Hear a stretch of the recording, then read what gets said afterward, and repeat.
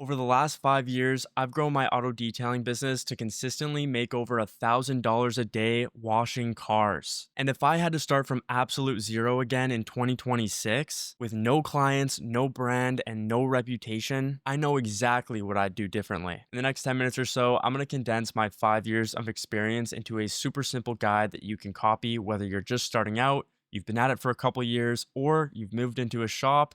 This video's for you. And no, this guide does not start with buying new products or learning ceramic coatings. You're in for a little treat today. And before I get into the step-by-step guide, I really need to say this first. If starting a detailing business in the beginning feels overwhelming or stressful, it's not because you're lazy or not cut out for it. It's because most people do things completely out of order when they're starting out. When I first started, I would have like 40 different tabs open with different tools and products, different videos to watch to kind of get my business off the ground. And I hadn't even landed my first client yet. And that's how most people get stuck. They stack complexity without the clarity of actually how the business works. So right off the bat, if you could take one thing from this video, clarity beats complexity every single day of the week and twice on Sundays. Just simplifying your process, simplifying your tools, simplifying your service delivery in general, website bookings, automations, things like that, customer emails.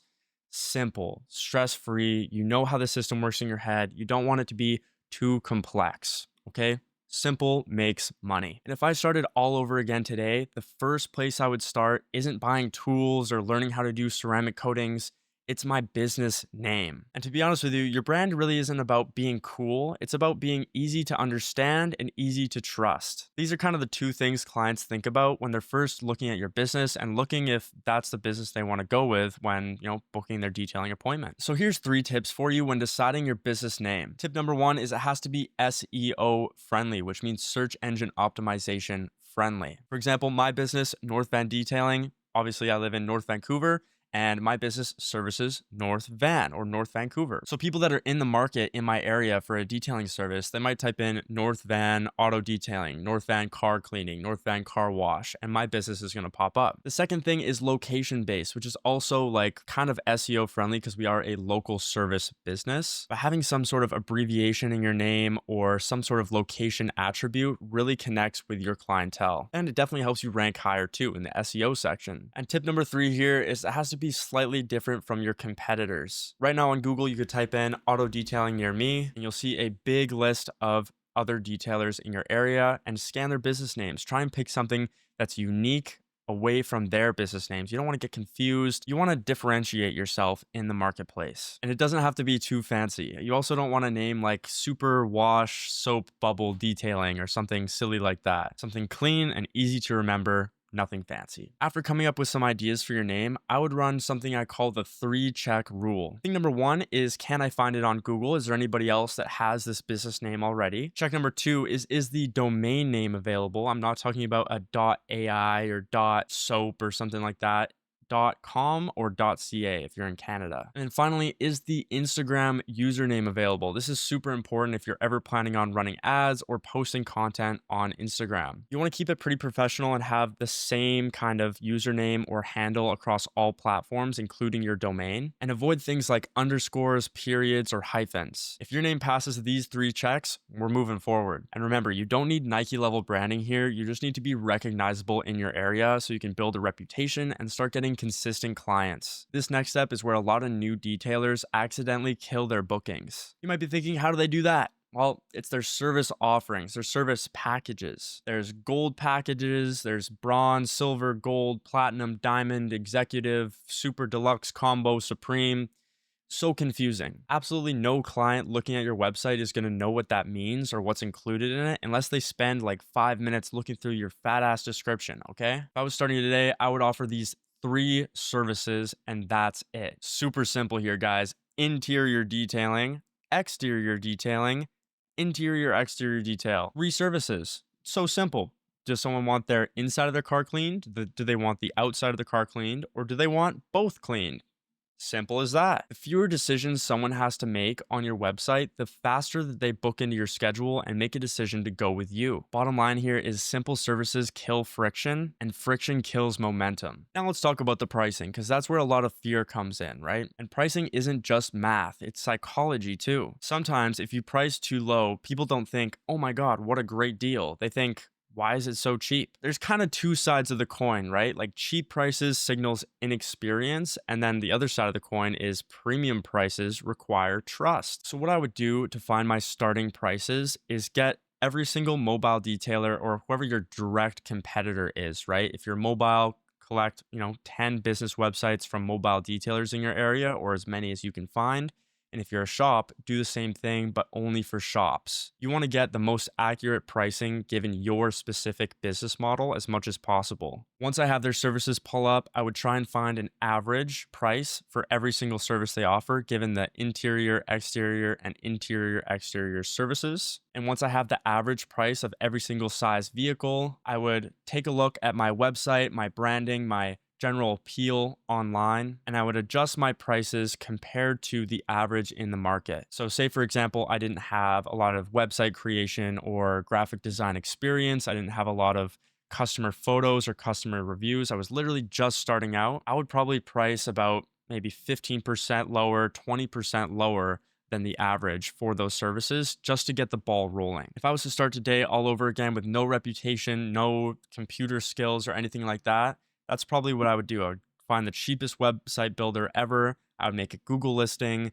and I would, start practicing, start looking up like how do I manage my DNS for my domain? Like if you've never done that before, like you're going to have to do that if you're really trying to make a run at it. You have to learn the basics first, build a foundation for your business, and then, start learning the more advanced stuff like ads, marketing, CRM platforms, and see if you really want to like take a crack at it, or if you're just dipping your toes in the water, spend as little money as humanly possible just to get the ball rolling. Once you see some success, you can take those steps when you have time, right? Maybe in the off season. But at the end of the day, how you price your services kind of tells the customer what to expect before you even arrive on site. Like how good of a job are they going to do based on the price that they're charging for the service. So right now, for example, I'm charging like pretty premium prices for what I offer, but clients are super confident when they're booking with me. I almost handle no objections on the phone whenever they're booking. They're just like, yeah, good reviews, good services, semi-fair price for what it is. Like it's probably going to be good.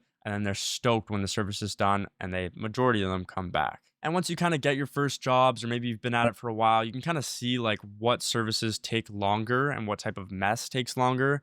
You can implement add-on services like carpet shampoo, steam cleaning, pet hair removal, and then price your services around that. Like over time, you're going to get really good at quoting on the phone with very unique case situations because you know how long it's going to take, the tools required, if there's any additional things or stuff you need to buy for the job, like you can take that into account.